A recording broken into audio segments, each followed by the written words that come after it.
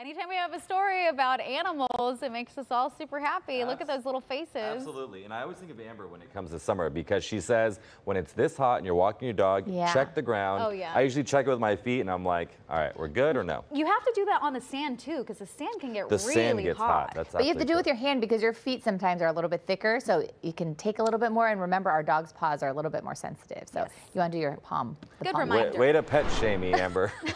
I'm not pet shaming you at all because you're such a good dog dad. Julia is so lucky. All right, but we just have to remind everybody because I think everyone kind of forgets. We were thinking, oh, we're okay, but we have to remember our four-legged friends are a little bit lower to the ground, so they get overheated just a little faster. But let's talk about that dog walking forecast because our dogs are not going to want to walk in this heat, especially in the afternoon. And if your dog is like mine, he does not want to do anything, especially during the hottest part of the day.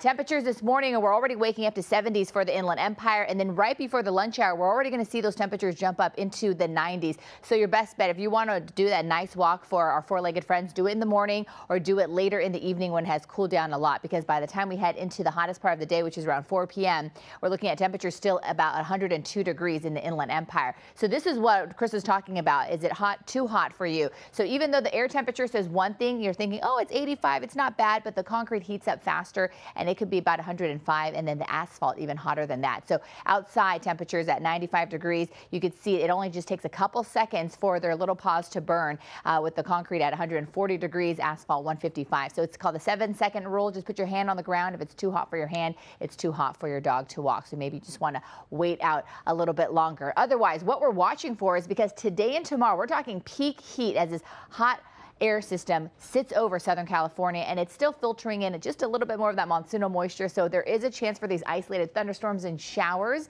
As we head toward the rest of the week, though, the good news is that we're starting to see that dry air that we like sneak back in. So it's going to start to feel a little bit better. We're going to see a little less of that humidity. And then the official cool down begins on Friday as temperatures are going to drop everywhere 5 to 10 degrees. So we're waiting for Friday to arrive. Right now, they're pretty mild near the coast, 65 degrees. We have the lighter winds from the southwest, about 6 miles per hour. And then with that lingering monsoonal moisture, we still have unstable conditions to the north of us. So this kind of indicates that once we head toward the afternoon, we're going to start to see these afternoon thunderstorms pop up again for a lot of our mountains and our desert communities later on today as that sun cooks the atmosphere just a little bit more. So that activity when thunder roars head indoors will slowly start to push off to the east as we head into the rest of the week, because we do have a low pressure system coming in from the west coast that's bringing in, or from the Pacific Northwest that is, that's bringing in some of that cooler air, drier air, and it's also going to push that high pressure system more to the east away from us, and that's going to allow much cooler conditions as we head toward the end of the week, and that's something that we've been looking forward to. So that means we're getting out of the 90s